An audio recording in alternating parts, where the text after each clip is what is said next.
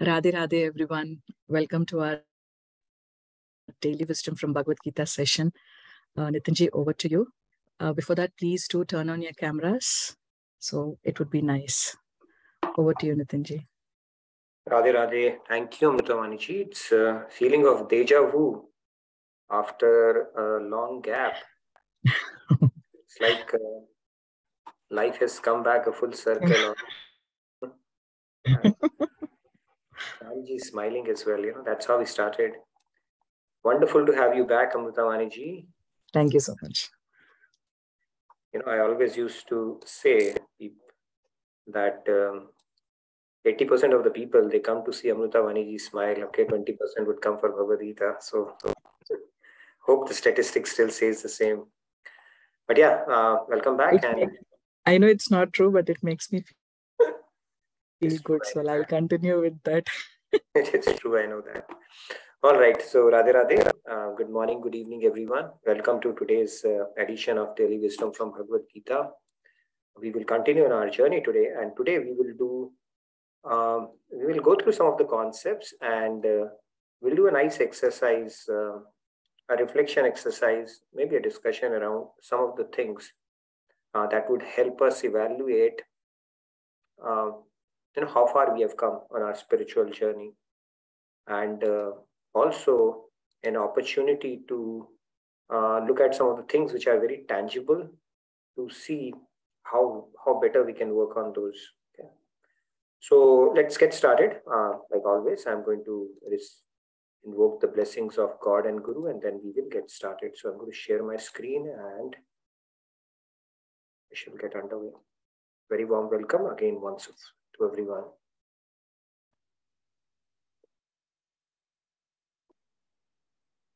All right. Gurur Brahma, Gurur Vishnu, Guru Devo Maheshwaraha, Guru Sakshat Parabrahma, Tasmai Shri Guruve Namaha. Vasudeva Sutam Devam Kamsachanuramardanam Devaki Paramanandam Krishnam Vande Jagadgurum Krishnam Vande Jagadgurum. All right, Radhe Radhe, good morning, good evening once again, everyone. So let's get started. Today we will pick up the next shloka. It's 2.57. I'm going to recite it and then you will follow along. Yah sarvatra. I can't. The big thing that's waiting. I have something to do. Okay, I request you to mute yourself if you're not writing right now. Okay, thank you. I'll do it again. Yah sarvatra nabhisneha tat prapya shubha shubham nabhinandati na dveshti tasya pragya pratisthita. All right. Do you have any volunteers who want to go along? Yes, we do have many of them. So, Ashutoshi, Radhe Radhe, please go ahead. Radhe Radhe, Ashutoshi. यह सर्वत्राभिस्नेहः तत् प्राप्य शुभाशुभं नाभिनन्दति न द्वेष्टि तस्य प्रज्ञा प्रतिष्ठिता. Wonderful, very nice, Ashutoshi. Samji, please go ahead. Thank you, Ashutoshi. Radhe Radhe. Radhe Radhe. Yes, sarvatra anabhisnehastat prapya shubhashubham na abhinandati na dveshti tasya prajna pratisthita. Radhe Radhe. Samji, when you recite, it's like somebody is going in a train and then all of a sudden Shatabdi comes. All right, very nice. Let's take the other ones. Go ahead, Sandhya. Sandhya ji, go ahead, ma. Radhe Radhe. Sandhya. यः सर्वत्रानभिस्नेहस्तत् प्राप्य शुभाशुभम् नाभिनन्दति न द्वेष्टि तस्य प्रज्ञा प्रतिष्ठिता. Very nice, Sandhya. Radhe Radhe. Uday Kumarji, please go ahead. Yeah. Radhe Radhe. यः सर्वत्रान् अभिस्नेहस्तत् तत्प्राप्य शुभाशुभम् नाभिनन्दति न द्वेष्टि तस्य प्रज्ञा प्रतिष्ठिता. Very nice. Thank you, Deji. Okay, we can take the remaining hands real quick. Shyamji, please go ahead. Radhe Radhe. Radhe Radhe. So good to see you. Radhe Shyamji. यः सर्वत्रानभिस्नेहस्तत् प्राप्य शुभाशुभम् नाभिनन्दति न द्वेष्टि तस्य प्रज्ञा प्रतिष्ठिता. Radhe Radhe. Very nice, Shyamji. Radhe Radhe. Dineshji, please go ahead. Radhe Radhe. Radhe Radhe. Yeah. यः सर्वत्रानभिस्नेहस्तत् प्राप्य शुभाशुभम् नाभिनन्दति न द्वेष्टि तस्य प्रज्ञा प्रतिष्ठिता. Radhe Radhe. Nice, Radhe Radhe. Thank you, Dineshji. Payalji, go ahead, please. Yeah, Radhe Radhe.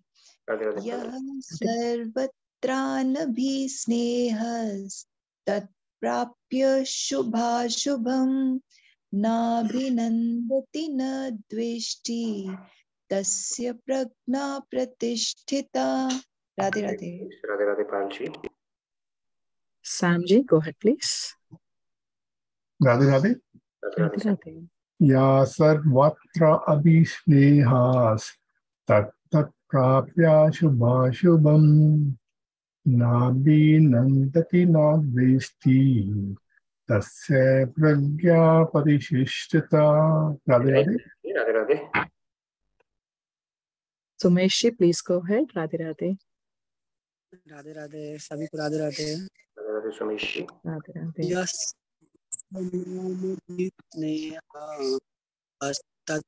प्राप्य शुभाशुभम् नाभिनन्दति न द्वेष्टि तस्य प्रज्ञा प्रतिष्ठिता. Radhe Radhe. Thank you. Radhe Radhe. Very nice, Sumeshji. You want to check your audio a little bit?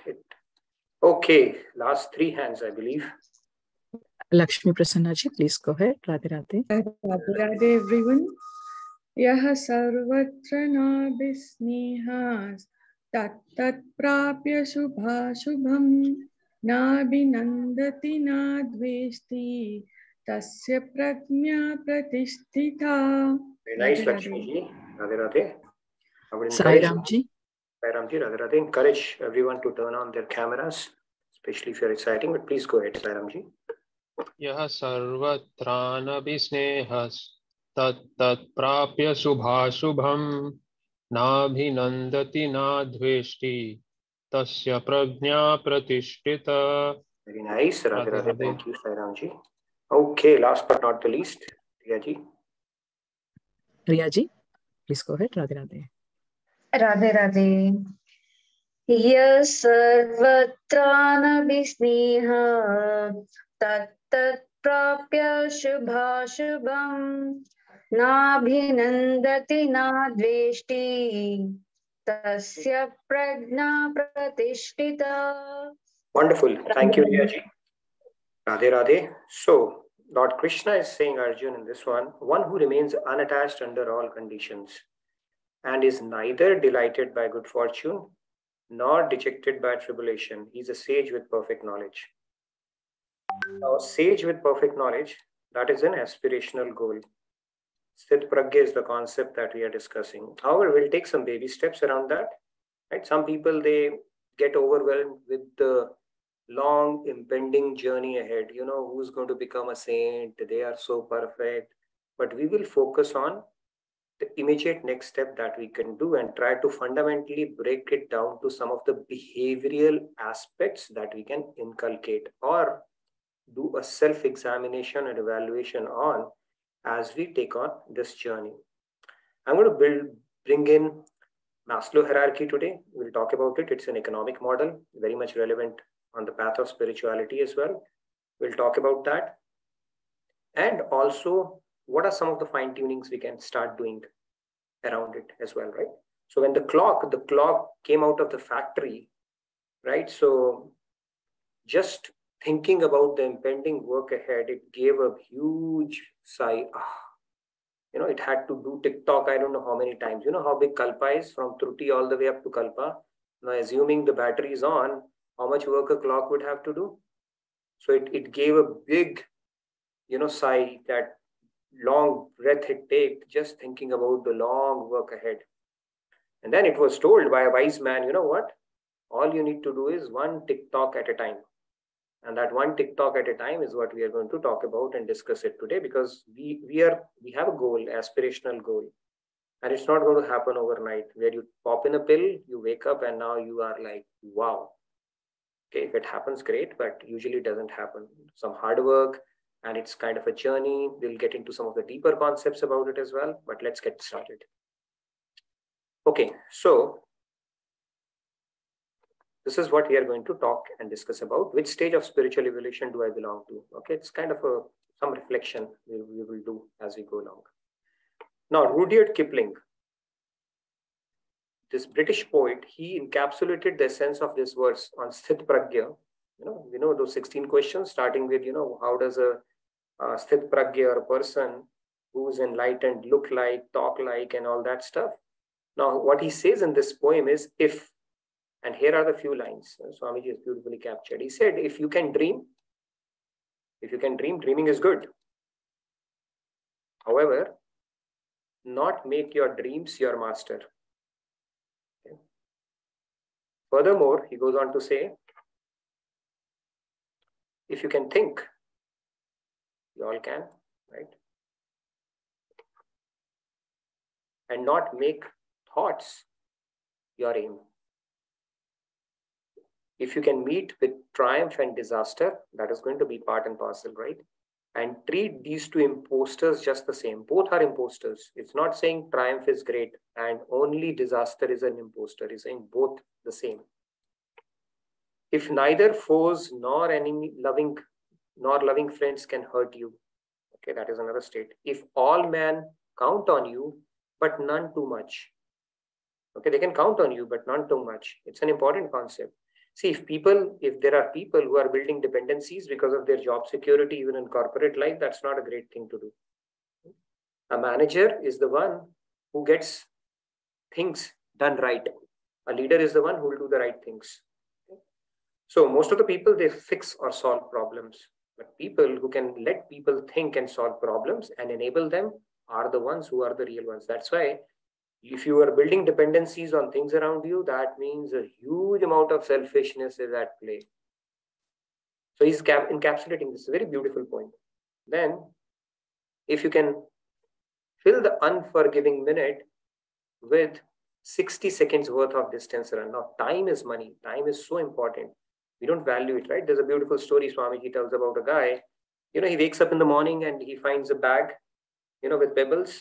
And in the dark of the night, we do the time pass, right? We do time pass throughout the day anyways, most of the times. And he was sitting near a river, started throwing one at a time, right? 24 of them. Until the sun came out, the light was, and when he looked at it, maybe last couple of them were remaining. He saw it was some kind of a precious stone, diamonds. And he was like, oh my God, what did I do? That's exactly the story of our life, where we keep on. We have so much of time, trust me.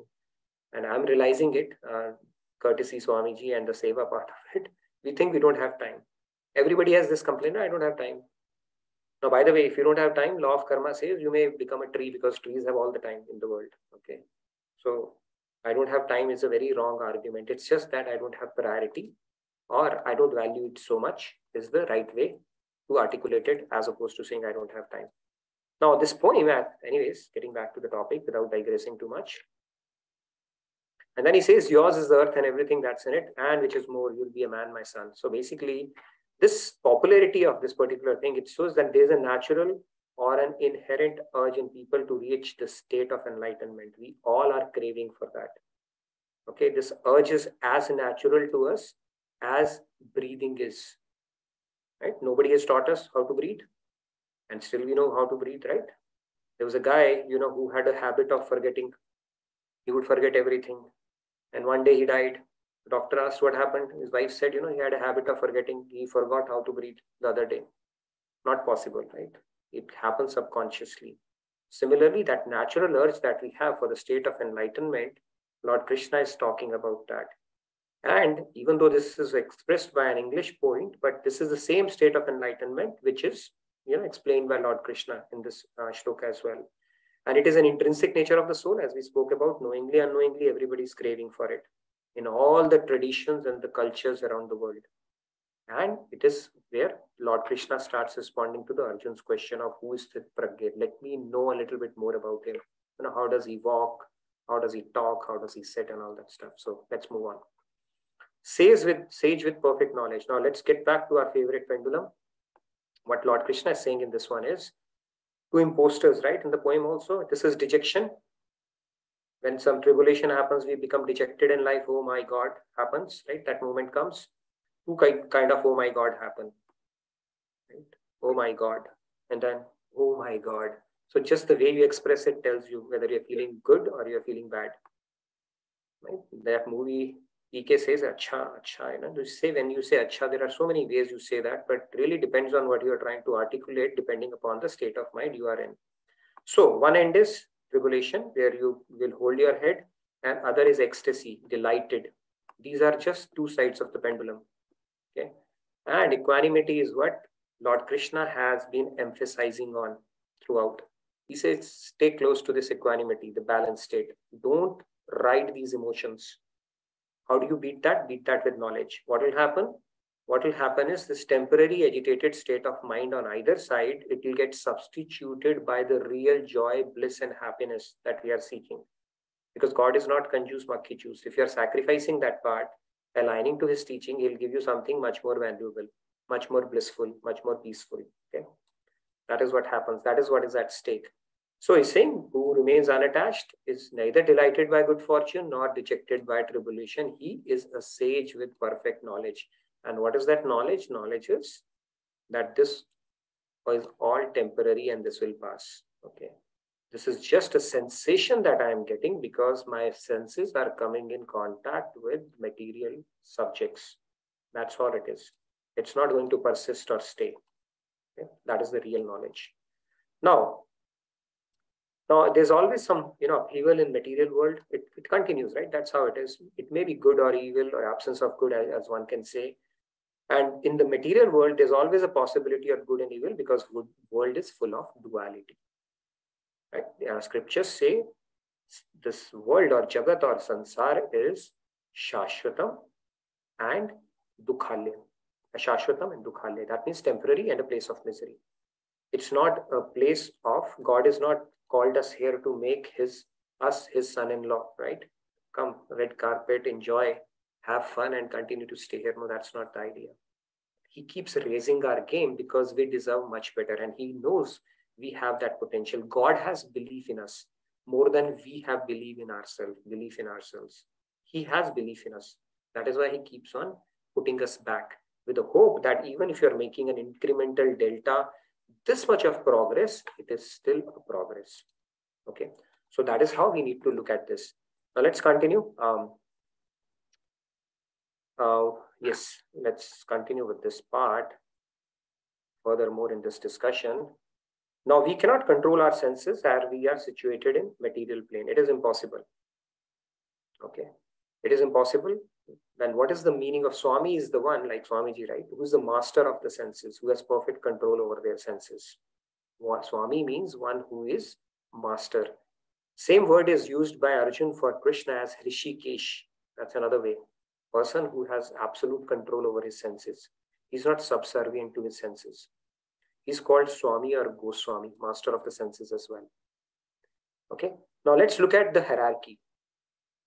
The first thing is the dull matter. People who focus on serving just the dull matter. What is the dull matter? Working senses. This is ordinary life. Now, this is where the reflection starts. Okay, we have to really think the activities that we perform throughout our day, or what we have been doing, which part it falls into. That is, if you are simply catering to your body, your bodily relatives, and your senses, that is called ordinary life. Okay, it is, in other words, it is a deluxe animal life. Okay? It's an animal life led in a deluxe way. Because what will happen? You are going to focus around only for ahar, bhaya, nidya, and mathun. Right? We've spoken about this concept. You will food, you will eat, you will sleep, you will defend, and then you will have kids and raise families. So that animals also do. The next one is where you start getting into some higher pursuits, working on the mind, philosophy, poetry, nice idea, novel, drama, all that stuff. So then your mind has started coming into the picture where you're rising above the mundane stuff. Okay, it's a little higher than that. Furthermore, now your intellect comes. People, they start bringing their intelligence into their existence as well. What are the laws of nature? Newton, like he started reading the laws of nature. He saw a falling apple and he said, you know what, there must be some law around it. There are spiritual laws, there are material laws, right? Now, even these laws were created by God. Newton simply discovered it. He did not invent that law. So those scientists who do that, they manastu para buddhi, they are bringing their intellect into the equation. That is a higher level of existence as well. It is said that ordinary people, they talk about people. Better than that, they talk about experiences. Even better than that, they start talking about ideas. And even better than that, then they start delving into spirituality and talking about God. What is the purpose of life? Why am I here? So that is the kind of a hierarchy in human life as well.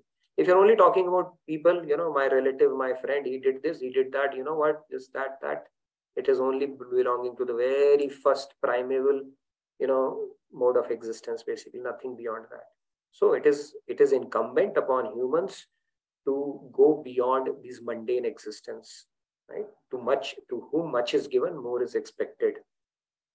With great power comes great responsibility. This is a dialogue from Spider-Man, by the way. So we are all Spider-Man, okay, of God. He's given us a lot of power, and it's better we start doing something with it. Start weaving the web of spiritual knowledge around us.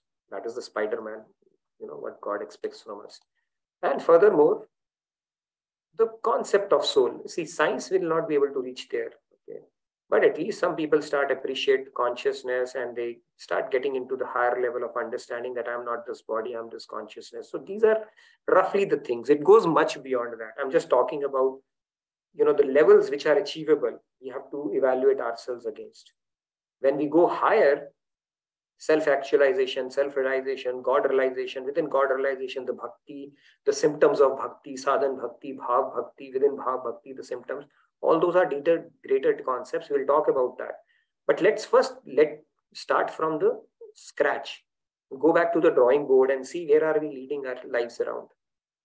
Okay, which category does it belong to? Have I actually come to the point where I've started questioning stuff? Why am I existing? Who am I? Am I a soul or a body? If yes, then good, congratulations. Let's move on. But this doesn't happen. Somebody might come back and say, you know what? I was born in Somalia. Now I had to worry about getting my next breakfast or lunch. So how can I get that? All this knowledge. It's a very fair point. So let's see that. This hierarchy, how this works. And this again is not, it is dictated by a perfect law of karma. Okay. Lord Krishna says that depending upon the kind of life you lead when you are born as a human, because you are incurring karma, it is a yoni where you do karmas, which are, you can do withdrawals, deposits, everything. You have an ability to do purusharth, not as an animal. Then it becomes binding, right? That karma is a perfect, it's like it never misses its date. If you want to date somebody and you want to make sure that person never misses a date, it is karma. It never misses its date. It will just come at the right time to you. And this law is so beautiful that it incentivizes the soul to uplift itself. If there was no karma, there's no reason for us to work on ourselves. Right? We can go with the Bhautikvad philosophy of Charvak, khao piyo jiyo ash karo karza karke ghee piyo types. There's no incentive for us to work on ourselves, enjoy benefits at the expense of others. But karma never misses its state. So it's only the law of karma which makes us, oh my God, there are going to be consequences. And there's an incentive for humans to work on themselves. Right? It's just like if you play a game and there is no incentive, there's no goal and there is no score, there's no fun. You'll have no incentive to play better or improve your game. Right? If Federer, he did not have grand slams or no competitors or there was no score, why would he even improve his game or gain that extra fraction of mobility that would make a difference between winning a slam or getting knocked out in the first round? Or the great athletes, even by shaving off a few seconds, that makes a difference between winning a gold medal or finishing last. That's how competitive it gets. Because there are consequences. There is a result, there is an incentive, and same is karma. And this karma dictates where we are born as well, by the way. So if we are serious about, first of all, getting reborn as a human, which we will anyway get, one way is to wait for our turn in the queue. And that queue is what? 8.4 million species long. Or jump ahead of the queue by prioritizing spirituality and aligning to the principles that Lord Krishna is talking about. And then hope we are not born in situations, circumstances where, spirituality is probably the last thing that will come in your mind. It can happen. You go and look at some of the families, even in India, I would say. Spirituality is like, are you kidding me? Talking about God, I have to pay my electric bill and then there are mosquitoes and then I have to worry about kids' education, this, that. I mean, the life will wear you down. Why is it happening? Because you have not learned those lessons, and that is why you're subject to those situations, circumstances where spirituality would be the last thing that will come to your mind. What dictates that? Let's look at it. Okay, I love this economic model. When I was doing my master's, I heard that, and now I can map it to Bhagavad Gita as well. This is called Maslow's hierarchy, okay? Economic hierarchy. So the way it works is, if you look at it, the basic level of existence, the deficiency needs, they are the basic needs. The physiological needs for human, the safety needs, the social needs. That is where it all starts. Okay? This is breathing, the food and shelter, water, sleep, and all that stuff. Okay? Security of body, health, employment, family, property, family, friendship, social circle. That now you're getting a little higher up in the hierarchy, because now when you start getting that part, oops, I'm going too fast. Sometimes I click more buttons than I need to. So this is the basic stuff, right? The family, friendship, social circles, it comes at the next level when your food, clothing, shelter are taken care of. And then the next self-esteem, confidence, achievement, respect of others, respect by others. You want to get the best car so that you can show it around to your friends, right? Talk about it, do potlucks and prepare the best dish, and so that people can appreciate you, or buy a new dress and show it to everybody, and look out for opportunities where you can showcase it, right? So those kind of self-esteem needs and stuff starts coming in. And then the self-actualization, as you go much higher, then you start seeking the growth needs. After you are beyond the deficiency needs, that's when you start channelizing into the growth needs. Morality, creativity, problem solving, acceptance of fact. Now, that is the higher level of consciousness which people get into after they are past the initial stage. Now, it doesn't have to be like that. Even if you're born poor, maybe because of your past sanskars, you may have a spiritual upbringing, you can still get to the higher principles. It's not that it is a linear process. But for generally ordinary people, typically this is how it goes. Okay, so it has to be taken with a pinch of salt. Don't think it is a linear process. Now, the self-actualization, of course, people start getting into it after their physiological, safety, social, self-esteem needs are kind of sorted out in their lives. And then comes, higher than that, is self-actualization, realization part, right? People start tapping into that I am a soul, and they start doing Kundalini Jagaran, okay? And then they start doing Kriya Yoga, and then they start reading spiritual novels, right? They start attending, listening to different gurus and thinking, there's a bigger purpose about life. It's not just about what we were told by our family, friends, and everybody. So that kind of spark starts happening. That is the next stage of your existence. And then after that, of course, comes the true knowledge when you get the God realization aspect to it. By the way, I'm soul, that is fine. Now, what do I need to do? What is my relationship with God, right? And if that is the case, what should I be doing on a day-to-day basis? Those questions start popping up, and then you start making effort towards that. So typically, this is how the hierarchy goes. It's an economic model, but I have extended it, to add the other dimensions to it, which science and economics will not tell you. Okay, this is typically how it will go. It ends at self-actualization only. I would say beyond self-actualization goes self-realization, and beyond self-realization goes realization. So I can patent this model if you want, but this is the Maslow's model extended to include spirituality as well. Okay, that's how it goes. Now let's move on. How much? Now this is where we are going to do a bit of a soul-shaking, soul-stirring exercise. Okay, how much? How much is a question we have to ask. Okay, I'm going to pose some questions and put in a bit of a commentary around that as well. Now, do I find faults in others? Now, first of all, let's understand this part. Now, if you go to a foreign country, or let's say to a college, okay, out of your home, or maybe a foreign country to some new place, what do you look for basically? Do you look for people who look like you? And people, when they go to, like, say, Russia or Siberia, they are okay even to find an Asian. Oh, you're a Pakistani, we are bhai bhai, Hindi chini bhai bhai and all that stuff. Just because they are from Asia. There's a natural, what do you call that, propensity or attraction or affinity towards people who look like you or who are from the same region. Now, if you're in US, now we have so much of Asians, you would care less. Okay, you are from India, that is fine, but tell me, are you from Andhra or not? Or are you from Delhi or are you from Himachal? Yes, I am from Himachal. So within Himachal, which district? I am from Kangra district. Oh, Kangra district, where?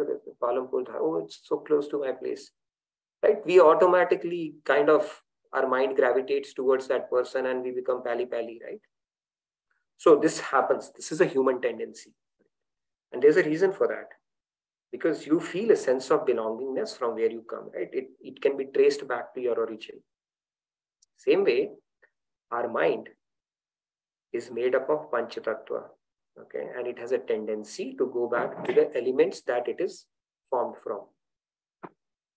Just give me a sec. You need to go there.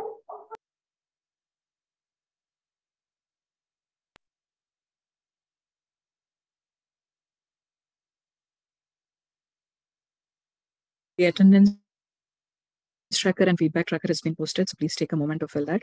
And I can give you some announcements. Okay, I'm back. Have Diwali. Go ahead. No, go ahead if you wanted to make some announcements. No, go ahead. I was just... Okay. Yeah, sure. Great. So, Sajatiya Sambandh. So, when we have Panchatattva, which is what our mind is made up of, and the material world around us, the rasas or the mellow that it offers. Okay, mellow is ras, or some kind of a juice that we get. It has a natural propensity towards it, like we also have it, right? If somebody looks at it from the same region and stuff, like we have an affinity for something which can be traced back to our origin as closely as possible. Same thing happens with our mind. And what are the material rasas that we've got to be careful about? And what happens is these rasas we keep on enjoying for as long as somebody does not shake us out of it. Just like Newton's law. Newton's first law says something which is in motion or at rest will continue to remain at that stage unless an external force acts on it. And that external force is the spiritual knowledge or a guru or some awakening that you have. Until you have that, you will continue doing that lifetime after lifetime after lifetime without even knowing what you are doing and thinking that is all that has to be done anyways. Now, this is an exercise where we start. The first one I would start with, how much do I find faults in others? Okay, this is one propensity people fall into. Very natural, very normal. And I'm going to pose all the questions and then we can get, how much do I get interest in gossiping? This is one of the things that we just love. Everybody loves. Okay, gives a sense of satisfaction, finding somebody did something and sense of pride that, I'm one-upmanship kind of a deal.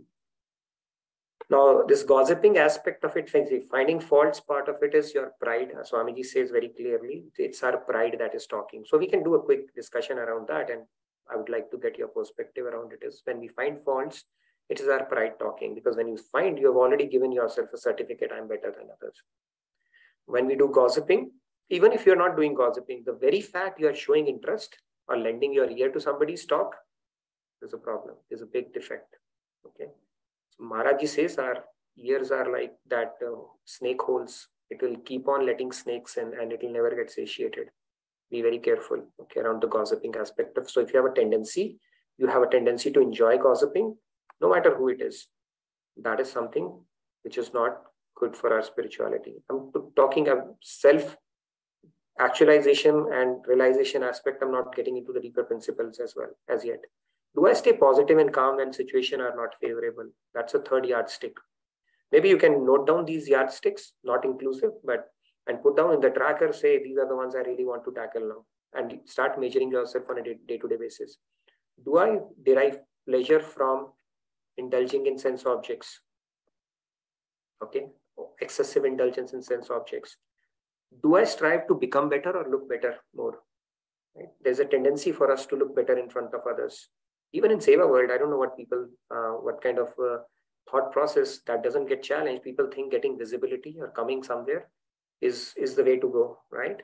Now, God and Guru, nothing escapes them. They just understand, who is doing what for what purpose. So they may think externally, outwardly, they have done something which has impressed people and Guru, but Guru, it says, he will look at you, but his kripa would be on somebody else, right? So that is again a self-introspective activity. Why am I doing it? Is this something for the sake of visibility or impressing somebody, or am I doing it purely as a service to God and Guru? So Maharaji says, "Acha kehlavane ki jagah acha banne ki koshish karo." That should be our focus. But our focus, is it the other way around? That we should be called good, we should be perceived good by people around, or we are genuinely trying to align to our Guru's teachings and working on ourselves? That's another one. And last but not the least, they're not all inclusive, but I've picked up some of them. Do I desire respect for myself? If somebody praises you, does it make you feel good? And is there a craving for, or on the contrary, if somebody says you are the useless person, and then something happens in our heart, which happens. So these are some of the parameters, I would say.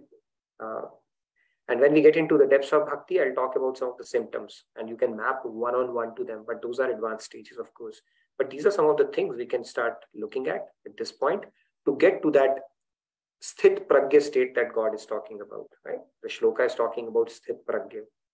This is a self-test on a day-to-day basis we can subject ourselves to and see, are we getting better at it or not? And how do we get better? We do get better by putting deliberate practice, not mindless repetition of what we are continuing to do. See, this 1 hour that we spend, or when we listen to some inspiring video from Swamiji, or it's all good, but unless we are putting it to practice or doing something about it, change will not come about all by itself. Unless we start measuring it, we can probably pause the tracker again. If we start signing up for it and really want to work on it, God will start gracing us, and then the magic will start unfolding. But we have to have some kind of a basis for self-evaluation to see if we are progressing or regressing, right? And that is very helpful. Okay, now I'll open it up for any questions that you may have on what we have discussed today. And by the way, tomorrow we are going to talk about something very important, okay? I'm going to talk about it later, but don't miss out that part. Yes, I can see a couple of hands raised. Shalini ji, go ahead, please. Radhe Radhe. Radhe Radhe. Thank you, Nitin ji. Can I just ask a question for do I desire respect for self? Won't it come under the Maslow's hierarchy where we do seek respect and we do so much to, I mean, it is an important aspect, isn't it? So how do we deal with that, or what should we do or what should we not do?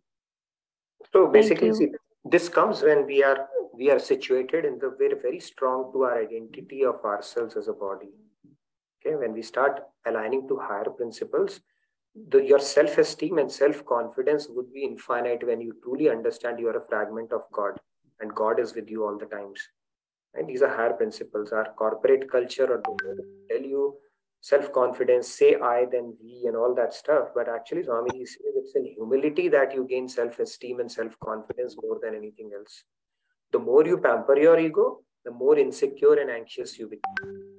So yes, those needs are there for humans, but then beyond the point, they realize that they don't get what they were looking for. Even if you look at like and all right, people who reach the pinnacle of materialism, they understand, what they were craving for, still they haven't gotten it. So they start giving it back in the best possible way that they do. So self-esteem and all that stuff, the true perspective is to understand, to have that humility that I am the fragment of God. And when the deeper that realization sinks in, the more confident, the more self-esteem you will start carrying, because you start realizing that God and Guru's power is with you and you have infinite potential. When you think yourself as a body, when you are racing against the world to gain that self-esteem, comparing yourself with the things around, that's when it is always a losing battle. You will always remain anxious because there is always somebody higher than you in the world. So it will come when you become more humble and when you start aligning more to these principles. Right? Swamiji, he's an epitome of humility. And of course, there's no reason to believe that, he's lacking any of the attributes that we are talking about, right? So the more we start aligning to these principles, the better we start getting at each one of these. But that craving for self-respect, that massaging your ego or feeling bad if somebody criticizes, that thing just evaporates. You don't seek for that. You get it automatically anyways, right? People respect. Right? People who actually start aligning to those principles, even though they don't care whether they are being respected or not, because they are only accountable to God and nobody else. Okay. Hopefully I answered part of your question. We see a few more hands. Let's take Abhishek and others.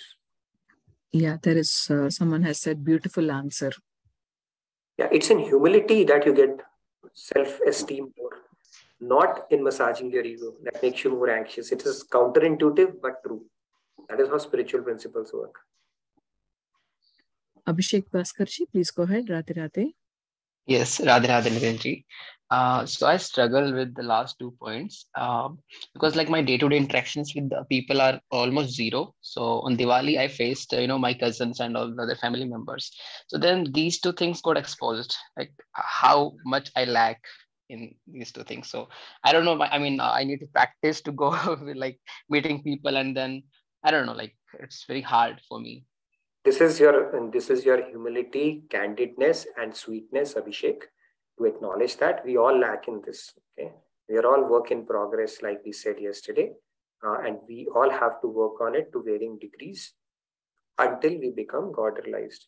But the fact that you are able to acknowledge it speaks volumes, because the biggest problem that we have is that we have a problem and we don't even know that we have a problem. Okay, so your self-awareness is letting you talk about it candidly, which is commendable. And that is the first step to, move ahead in spirituality. There was a guy who went to his guru and said, I want to have a spiritual experience. Can you please give me spiritual experience? So guru said, sure, I will give you a spiritual experience today. He said, okay, what do I need to do? He said, go out. He was in his attire, office attire. Go out and look at the sky and cry out for God's grace. He said, all right, I'll do that. Anything for the spiritual experience, I really want to have it. So he goes out, looks at the sky and starts crying out for God's grace, as best as he possibly can. And after a while, it all became gray. The clouds came and it started pouring so much that it started raining, and rain started falling on his head, face, and he was totally soaked. And then nothing, no grace, nothing came. And he came inside and said, Guruji, what is going on here? So Guruji said, okay, so what are you feeling? He said, I feel like an utter fool. So Guruji said, there you go. You've gotten your first spiritual experience. Okay, so the ABC of understanding spirituality starts with humility. And the very fact, if we are able to acknowledge our deficiency, is a great revelation. It's a great stepping stone to proceed further. So thanks for sharing that, Abhishek. But yeah, we are all here to help each other out, and over a period of time, we got to be patient with ourselves in these regards. Right? It's not going to happen overnight. We align to these principles, we cry out for God's help, and we do it to the best of our ability, with the best of our intentions, and the magic will unfold. It has to unfold. Okay, God is waiting to grace us. You have to be very ashavadi. One of the symptoms of progression in bhakti is your optimism. and you are positive in life. These two things, never leave those. Okay, don't be too hard on yourself. Oh my God, this happened. How bad I am. I'm not going to. We have to refrain from these emotions and rather focus on how better I can do the next day. So this is the right way on progressing in bhakti, as opposed to always burdening yourself with, oh my God, I'm so bad. This is not the way actually. And I'll talk about some of the symptoms of bhakti, and one of them is being ashavadi. You are always full of hope. Never lose hope. Okay. Okay. Triple SG, Radhe Radhe. If you can introduce yourself, I do not. Radhe Radhe. Radhe Radhe Manishi. Seva Satsang and Sadhana ji. Please go ahead. Radhe Radhe. I am from Pune. My name is Subodh. I have a query related to relations between close and distant relatives. Okay, no matter how much spiritual they are, when it comes to ancestral estate distribution, the terms and conditions seem unfair to us. Then secondly, when we invite during festival seasons to them, they will give priority to secondary relations. They will go to wife's brother instead of coming to their own sister's house. During matchmaking, Vastu Shanti, they will also not tell you or disclose you. They will tell if they feel at the last moment. But on all these points, we had involved them right from the beginning. So as per Gita wisdom, should we follow the tit for tat approach, or we should go by our, no matter how they behave, we should follow our own line of action by behaving properly. So that always comes to my mind. Yeah, I mean, it's contextual, but Mahatma Gandhi had said, if eye for an eye would make this entire world blind. Now the situation here is, if somebody, see, if you are at this level, right? Let's say you are at this level, you like to operate at this level, this is your baseline, and somebody operates at this level, right? Now, which option would you prefer? Would you lower your game, or would you make it even higher? Choices with you, right? Because who are you catering to? Are you catering to your body, mind, ego, or are you catering to your soul? A bad day for ego is a good day for soul. So you really have to ask that hard question to yourself. Who are you picking up the battle for? And if it is good for your soul, go for it. If it is not, then, just tolerate it or raise your game. See, what does the eagle do? When the crows come, when the eagle is having its meal and the crows start coming, flocking around it, what does the eagle do? Does it start fighting with each one of those crows? It doesn't. It just soars high, so high that none of the crows can reach there. So the choice is always with us, right? And it can be contextual at times as well. But then if somebody is forcing you to lower your game, it's better to up your game as opposed to getting into the trap and lowering it down. Because end of the day, this is not a horizontal battle with people proving a point or becoming better or winning an argument. It is a vertical battle with God, right? Not battle, but it's a game between you and God. You are like a lone mountaineer. The more you progress, the better off you are. And nobody would remember what relative did this, that, because every lifetime this drama will unfold. So maybe it's an opportunity or a lesson from God's side that you can soar above these things and start thinking about the principles that truly are beneficial for us. And this drama will keep on unfolding, relatives and friends and this and that. And we are so hung up in these things that we forget about the real purpose of our life itself. So it's contextual, but you make your call, educated guess around that. Okay. So by the way, really encourage a couple of things, requests. One is if you want to participate, if you can turn on your cameras periodically, that will be good, especially if you are in a position to do that. And secondly, if you're inspired, do inspire, other people as well. Whichever WhatsApp group you can reach out to, that will be a great seva.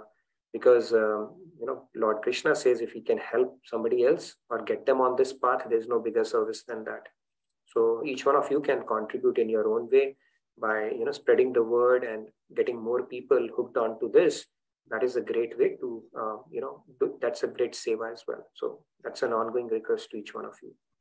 Yes, and please do take out time to fill the feedback tracker. I'd like to hear that and from you, and especially what we can do differently or what we can do more of, or if you're interested in doing seva with our super inspired team, okay?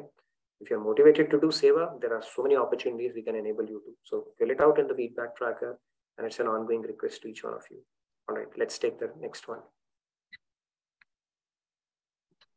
Go ahead, Ma. Yes. Yeah, Radhe Radhe. Radhe Radhe. Yes, Sandhya. Yeah. So actually, it's related to what you just highlighted. So, I mean, based upon my experience, I feel that all these evaluation points, we don't even realize that, we are, unless we are exposed to situations in which we understand that we are actually having these problems. And from that perspective, I really very strongly feel that, yes, it's very good to be engaged in sadhana and satsang, but without seva, it is incomplete, because only in the seva world, we start realizing, where all are we lacking, and that's the biggest opportunity by God and Guru for us to grow faster. As you said, it's like a crash course for our spiritual journey. So it's very, very important. Of course, not at the cost of it has to be added to doing sadhana and seva. So all three together is like the perfect mix for us to grow. That is one thing. And second thing was just a little tool with respect to not engaging in gossiping. So there is this triple filter test, which I really liked, which has like 3 stages. First is, what I'm going to say, is that really true? Second, is that a good thing about someone? And third one, is it really useful to say that? Like, if these little test we can, criterias we can keep before we saying, I think lots of things can be sorted. Beautiful point. We can create a thread on it in portal. I'm sure a lot of good things will come out. Very nice tools, the triple filter test that you spoke about. And great point you brought about seva. Seva is seva is a crash course on your life. The experiences that you will get across a stage of 30, 40 years, or maybe across multiple, it will come directly. And God and Guru designs your seva in a way that confronts your secret stash. It will put you with people who are tough, who are giving you a tough time, who are pressing your buttons. And when you conquer that, that's when you come out of it. So seva is a sure shot way to, first of all, see the mirror. Okay, it will confront you big time, especially if you have mindfulness. And secondly, to conquer those and learn those lessons. And I learn it every day, okay? Just when you think you have cracked the code, a new test will come. And it's good now, you feel smile. You get a smile around, okay, this test has come now. You got to, take about it very properly. So seva is a great way to test yourself. And if somebody is doing seva and saying, I'm just doing it, that person is lying, okay? Only person can do Nishkam Seva is a very elevated state. They've already reached there. Otherwise, Seva is designed for you to hone yourself, work on yourself, and improve yourself. Okay. So no matter what you're doing, it's important to be mindful around that as well, because it's a great opportunity to uplift yourself. And in Seva also, if we are indulging in the same stuff, what a waste, right? It's like God and Guru has given us a platform, and we are continuing to. So it's a great opportunity from that standpoint.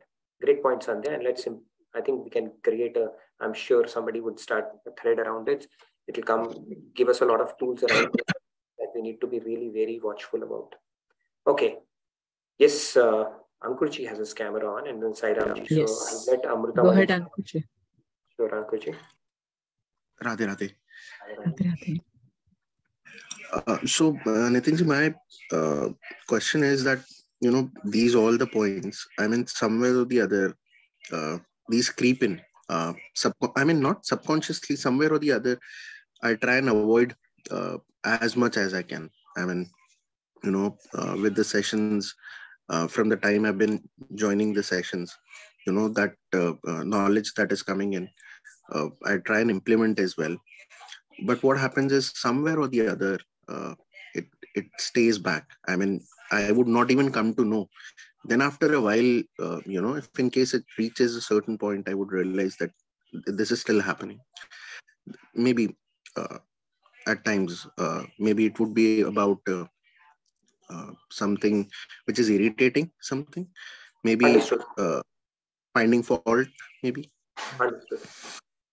Yeah, so that tendency would diminish over time, right? So if you have 10% cleansed your antakaran, then if you used to get anger at this much, now it would take this much of effort, 10% more for you to get angry for the same thing. So it will happen. It's a journey, right? But we need to continue to be mindful around it, right? So before you go to sleep, you figure out, okay, where all I erred today, where I could have done it better. And next day when you open, okay, these are the 3 things I'm going to focus on, where I will try to get better. Again, it will slip, again come back, again slip, come back. When you keep on repeating it, over time, you will surprise yourself by seeing that you have actually started improving. But the point is, we get disheartened and don't even pursue. It's like we think it's all theory, it's never going to happen. No, it will happen. Lord Krishna is saying with practice and detachment will happen. The only thing is we need to be sincere around doing it.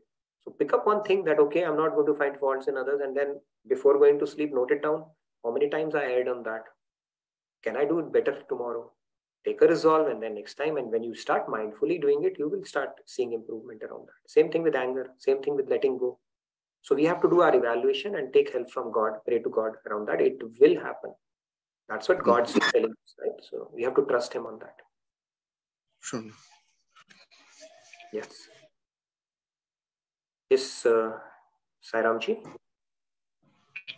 Radhe Radhe.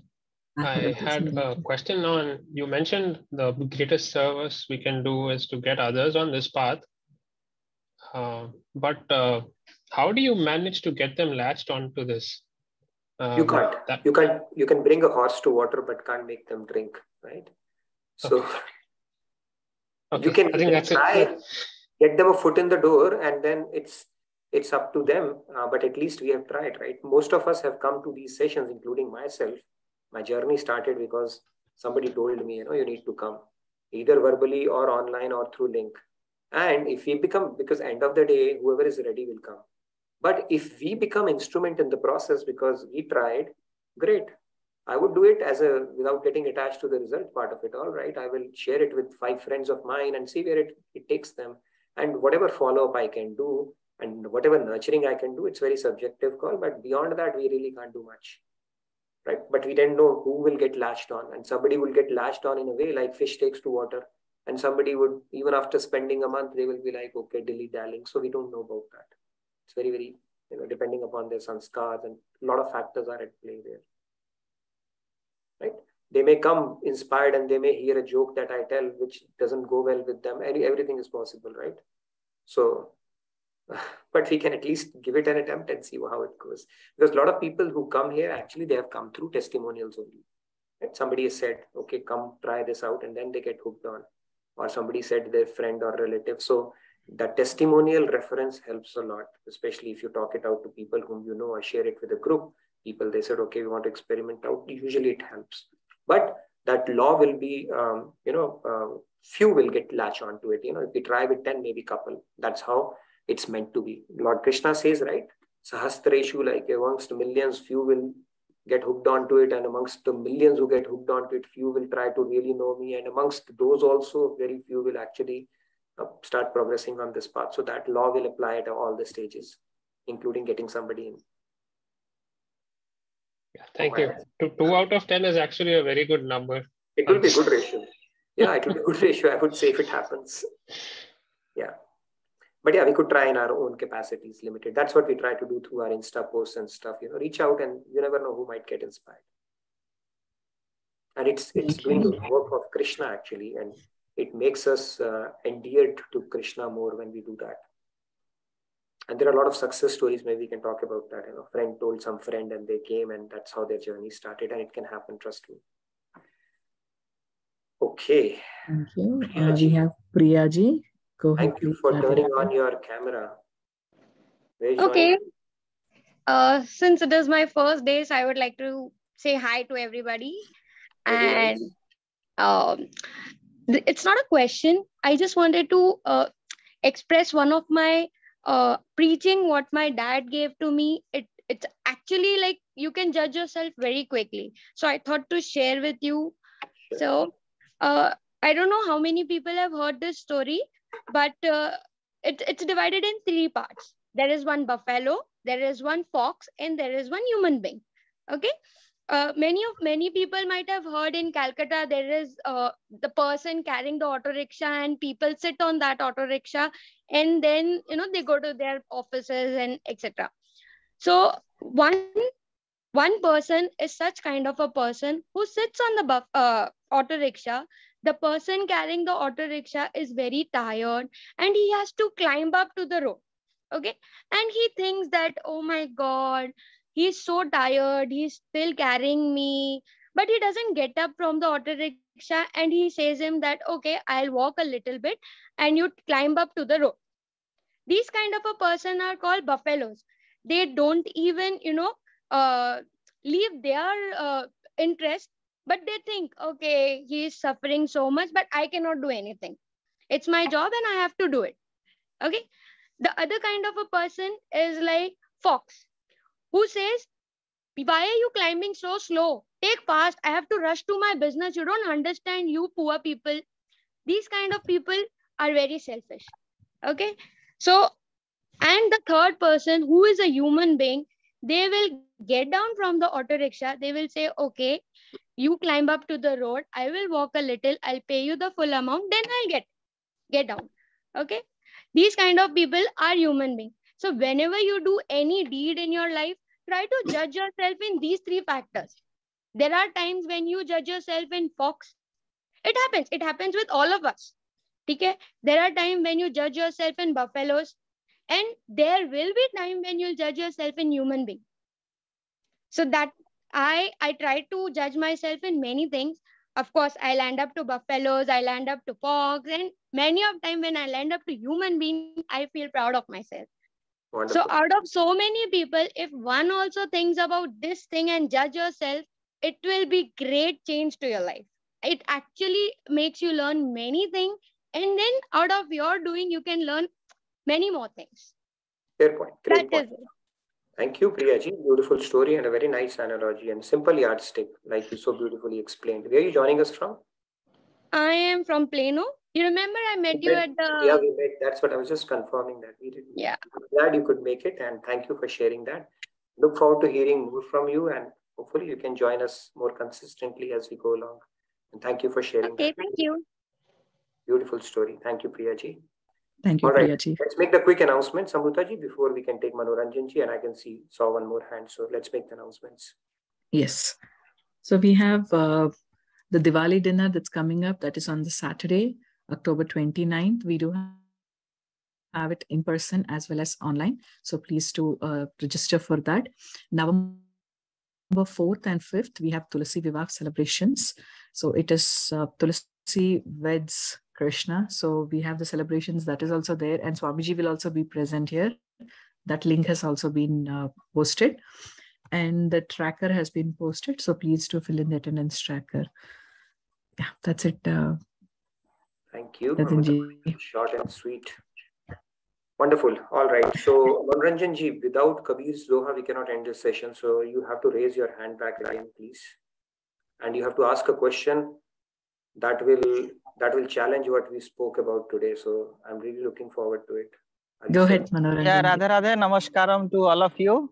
Thanks for the compliments first.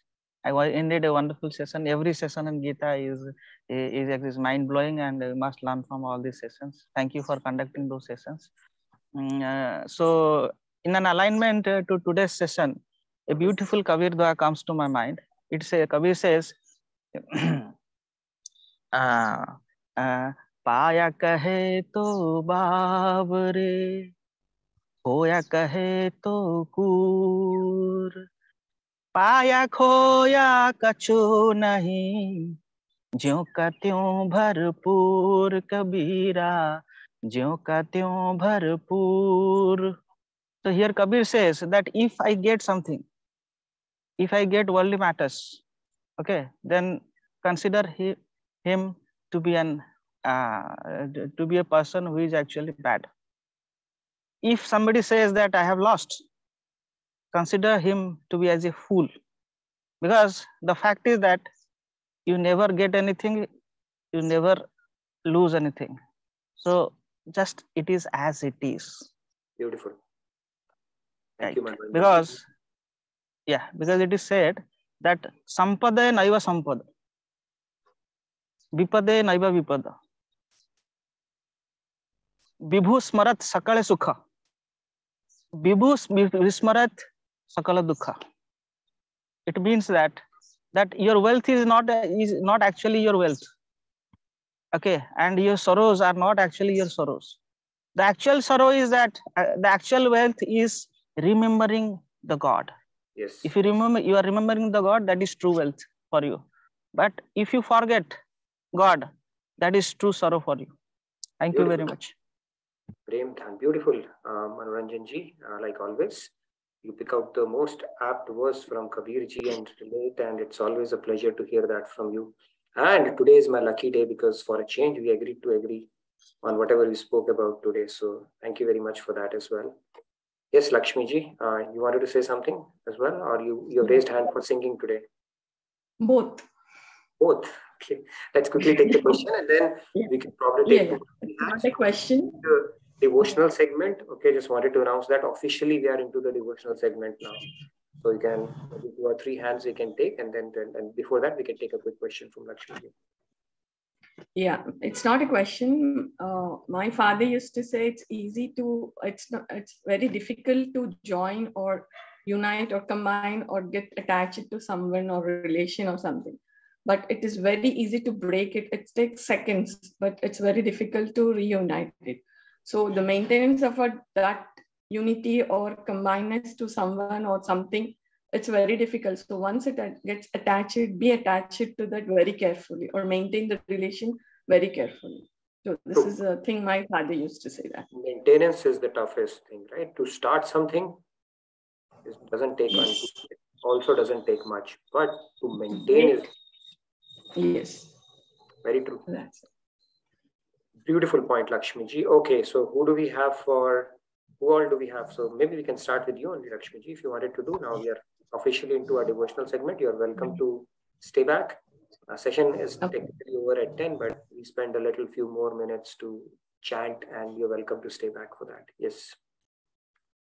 Shall I? Go ahead, please.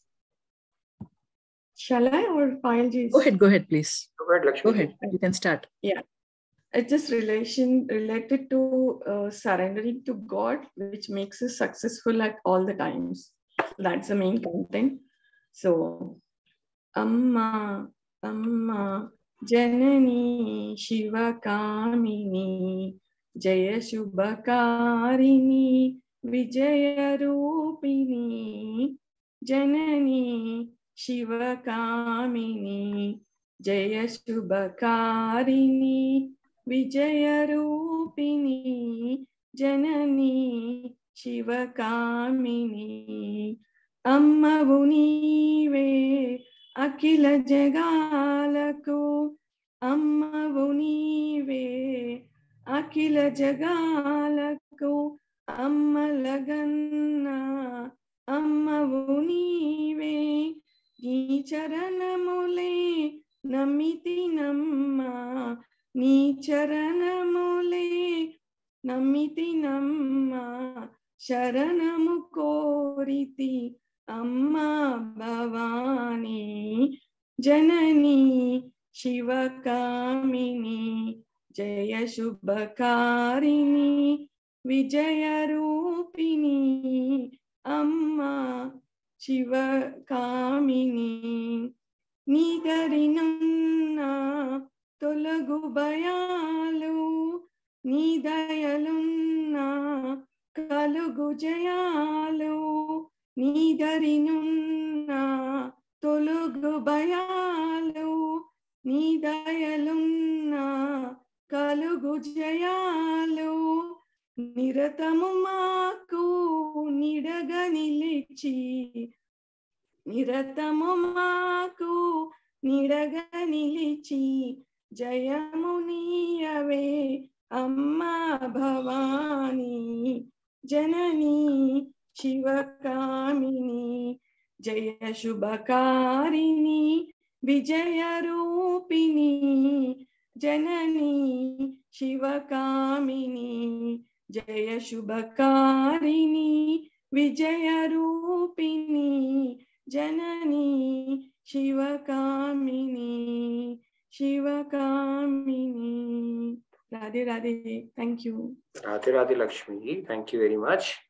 Your devotional sentiments are very, very palpable, and I'm so glad you started not only going through the Leelas, but singing as well. So keep it up. I know these are very empowering and gives you a lot of inner strength for sure. So thank you so much for that. Wonderful. Now we have Swatiji. You wanted to do that as well? Short and sweet. I know you do that, Swatiji. Or Payalji, you're ready. You want to do, I think. Abhishek. Yeah, Radhe Radhe. Yes, Swatiji, go ahead and then you can. Yeah, 2 lines. I'll just sing 2 lines. Yeah. Shyama माजो तेरी पदरज ही मिल जाए संसार की कौन कहे मन मुक्ति हो ठुकरा दे श्यामा माजो तेरी. Radhe Radhe. Beautiful, Swatiji. Very nice.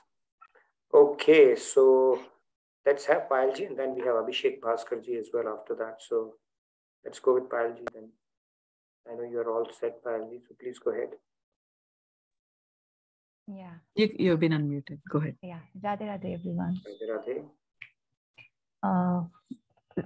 Since yesterday, like I'm singing bhajan again and again, so I just thought of sharing this. I think I've tried this once, but still I would like to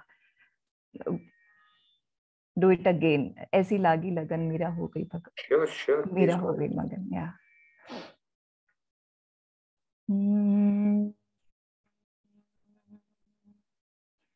ऐसी लागी लगन ऐसी लागी लगन मेरा हो गई मगन वो तो गली गली हरि गुण गाने लगी महलों में पली बन के जोगन चली मेरा रानी दीवानी कहाने लगी ऐसी लागी लगन मेरा हो गई मगन. कोई रोके नहीं कोई टोके नहीं मेरा गोविंद गोपाल गाने लगी बैठी संतों के संग रंगी मोहन के रंग मेरा प्रेमी प्रीतम को मनाने लगी वो तो गली गली हरि गुण गाने लगी ऐसी लागी लगन मेरा हो गई मगन वो तो गली गली हरि गुण गाने लगी ऐसी लागी लगन मेरा हो गई मगन. राणा ने विष दिया मानो अमृत पिया मीरा सागर में सरिता समाने लगी दुख लाखों सहे मुँह से गोविंद कहे मीरा गोविंद को पाल गाने लगी वो तो हरि हरि हरि गुण गाने लगी ऐसी.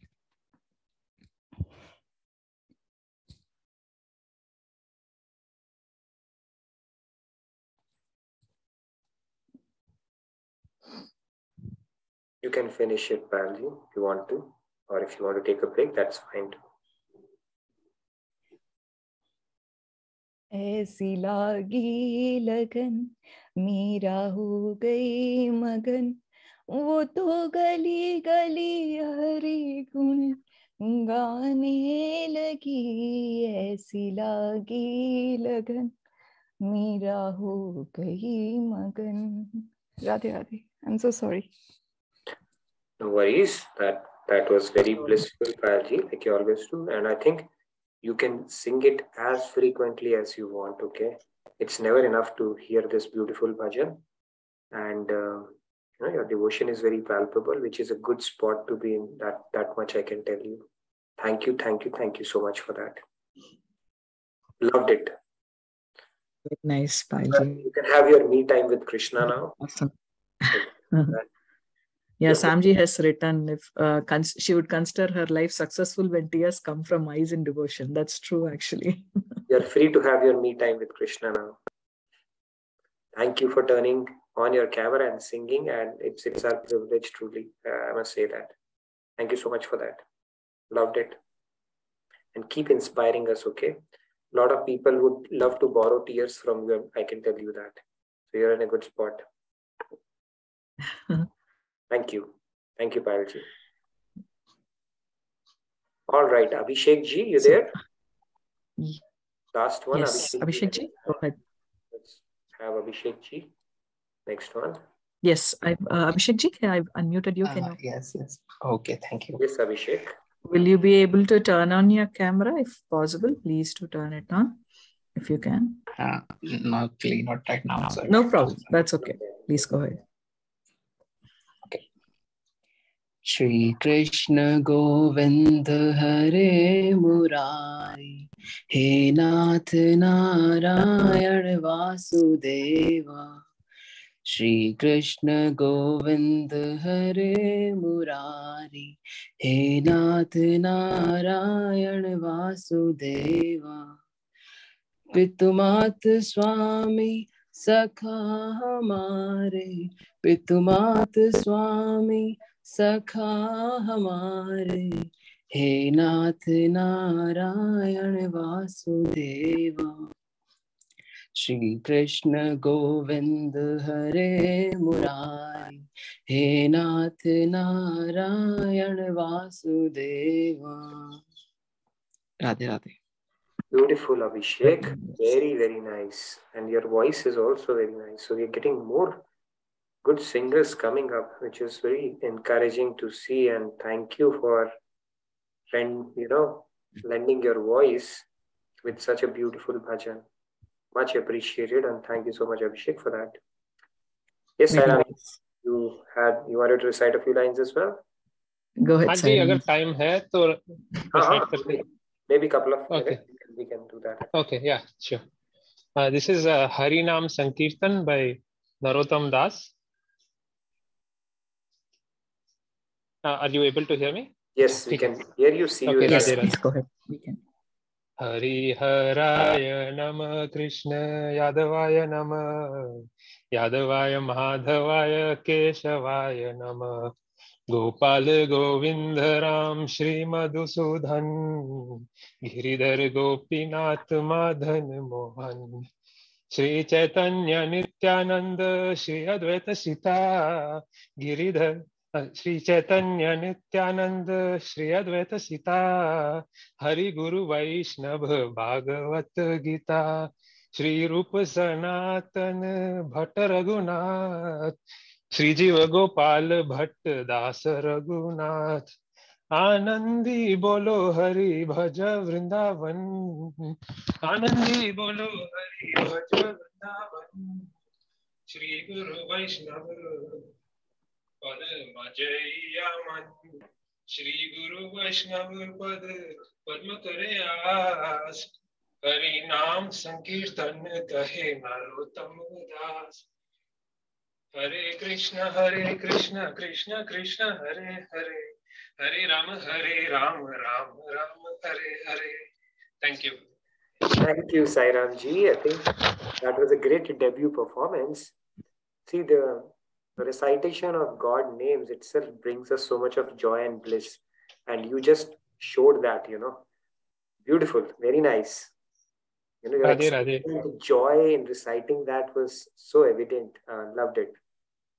Thank you for doing that. We'd love to hear you more often. Thank you so much for that. Thank you, Radhe Radhe. Great. I think we had so many good performances today. I thoroughly enjoyed the session today. It was like, one of those sessions where you feel something special has happened. So thank you, everybody, for a very engaging and a melodious session.